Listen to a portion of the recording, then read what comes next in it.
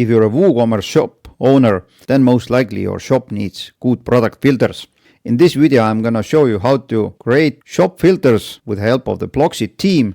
It's much easier than you think. I'm gonna show you how to create sidebar filters, and I'm gonna show you how to create canvas filters. And if needed, instead of opening the canvas as a sidebar, you can also display them down below here. And last option, if you don't need the sidebar, I'm gonna show you a way how to disable it and display your filters in a way you prefer the most. So, without further ado, let's jump in. Now, if you don't know what is a Blocksy theme, then this is the one here. It has a free version which has more than 300,000 active installation, and if you pay attention, then you'll see the whopping 855 5-star ratings. It has been my go-to theme for the last 5 years. So if you want to test it out, then use the free version. But in this video, I'm gonna use the pro version because this one has filters. These are the current prices. One site license is $69 per year. Unlimited sites license is $149 per year. But there is also a lifetime package. And these are the official prices. Now, if you take a look at the description of this video, then you'll see there is a nice 10% discount coupon for you. Just follow the link, use the coupon, and you're good to go. Now when this is out of the way, let's take a look at how to set up the filters. First, if you have the Pro version installed, go to the Blocksy and dashboard, go to the extensions, open up the Shop Extra, and scroll down. You'll see there is a filters extension here. Activate it, and now there are a couple of ways how to proceed. First, let's go to the Appearance and Widgets. If you open up the Widgets panel, you'll see there is a Blocksy section here. It contains a bunch of widgets. One of those is shop filters. There is a filter by price, filter by status, filter by rating, and there is also an active filters widget. But when I take a look at my shop, when I'm going to go to the shop page, you'll see I don't have any sidebar activated and I don't have any filters button here. Therefore, I'm going to open up the customizer, scroll down to the WooCommerce product archives, and first I'm gonna show you how to activate the sidebar. This one here is a sidebar. Now when I open it up, I can choose whether it's on the right side or on the left side. I'm gonna leave it on the right sidebar. 5 products per row is too much if I have a sidebar activated, therefore I'm gonna set it to 4 columns. Just as a quick hint, when you go back and open up sidebar, it's under the general options, then you can choose how does it look like. I'm gonna choose this one here. Under the design, I'm gonna set the background color a slight gray. Let's publish it, and now I'm gonna go and open up a WooCommerce sidebar. I'm gonna search for shop filters. Pay attention that this is not the one you wanna use. You're gonna use the shop filters from the Blocksy.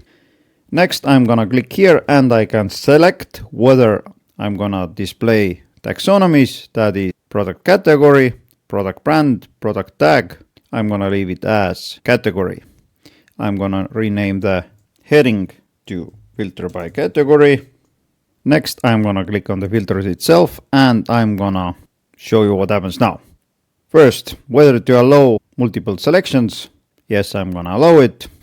If you have lots of categories, then you may want to enable the search box. It's up here.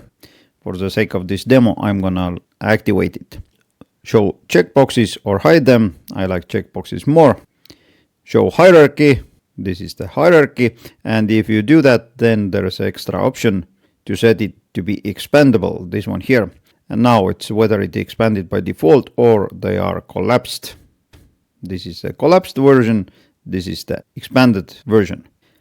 Next, you can activate show category image and you'll see all these images.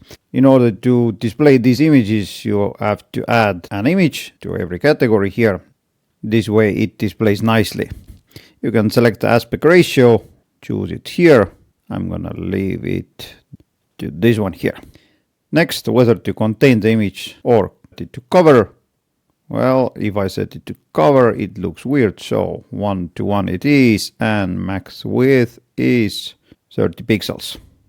If you would like to display the image frame, you can do it here. I don't like it, therefore I'm gonna deactivate it. Next, whether to display the label or not. This is the label. Now you can activate the products counter. I'm going to do that. You can activate the tooltip. You can exclude categories from this list. For example, if I don't want the streaming to be shown, then I can deactivate it. As you saw, it was hidden from the filter. Next, whether the container contains maximum width and becomes scrollable, you can set it here.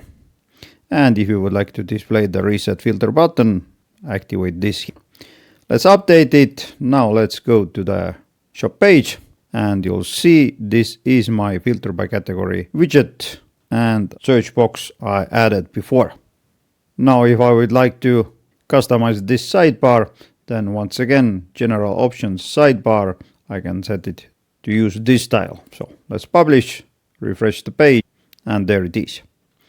Okay, next what I'm gonna do is that I'm gonna duplicate this filter. Why I'm gonna do that is because I'm the lazy one here. I don't want to customize it all the time in a similar way. Therefore, I'm gonna just duplicate it, rename the title. Next, I'm gonna select the filters, and instead of category, I'm gonna select the brand. I'm gonna disable the search box. There is no hierarchy, and all else is gonna be the same. Now, when I'm gonna update it and refresh the page, you'll see this is my brand filter. Before I proceed with the video, don't forget to smash that like button down below here. It means a lot to me and it also helps my channel. So I would appreciate your help. What I'm gonna do next is, once again, I'm gonna duplicate this filter. Now I'm gonna set it to filter by color. I'm gonna select the filter itself, and instead of taxonomy, I'm gonna select the attribute. I'm gonna display it in line, and the attribute is gonna be color, black and red. This is the list view. This is the inline view. Once again, let's duplicate it. Filter by size. Select the filter. Attribute is gonna be size, and done. Update, refresh, and what do you know? There they are. If you select something, you'll see reset filter button appears here and product will be filtered out. Awesome. Okay, once again, let's open up Blocksy Blocks. You'll see there is a filter by status. Let's add this one here. And if you open it up, you'll see there is a in stock, out of stock, on back order, on sale, and featured products statuses. If you want to disable any of those, just remove it. If you open it up, you can change the label and you can reorder those here. Once again, show checkboxes, show contours, and show reset button. Next one I have here is filter by rating. This one here, as you see, basically nothing to configure, just match rating exactly, show tooltip and reset button. I'm gonna delete this filter because I don't use ratings on my site. Next one is filter by price. Let's add this one here and let's move it to the top. For example, let's drop it here. If you open it up, you'll see tooltip option, show price input fields. This one here, show price range text and show reset button. Nothing else to configure. Okay, let's update. Let's take a last look at this sidebar. There it is. All the filters added here. Let's reset it and you'll see that page refreshes and more results appear. Okay, this was filter on your sidebar. Next I'm gonna go to the customizer and I'm gonna go to the WooCommerce product archives, scroll down to the sidebar. I'm gonna deactivate the sidebar and instead I'm gonna add the filter canvas on top here. Let's activate filter canvas. It appears here. I'm gonna also activate active filters. And now when I open up the filter canvas, then I can select whether it is displayed always here down below. Just as an example, let's publish it. I'm gonna go to the widgets, and since I'm the lazy one here, I'm gonna open up the WooCommerce filter canvas. I'm gonna add a paragraph here, and now what I'm gonna do is I'm gonna select all those filters I created before and I'm gonna drag them here. Let's delete the paragraph. Let's update it. And now when I go to the shop page and refresh it, you'll see this is the filter, but it looks a bit weird. Therefore, I'm going to go to the customizer. Let's refresh it. You'll see there is a setting panel columns. Currently it's 2. Let's set it to 4, 5 or 6 even. 6 looks better, but as you see when I publish it and when I refresh it, it's always visible, takes a lot of room. Therefore, I'm gonna set the panel default state to closed. So instead of displaying it always open, it is closed. When someone clicks, the filter opens up. Now this is one way to do it. Second way is to set it up to open up as a sidebar. Let's publish it just as a demo. Let's refresh. When you click, it opens up here.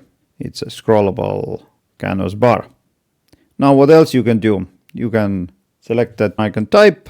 These are the ones you can choose from. Trigger visibility. If you don't want to show it on the mobiles, then deactivate this here.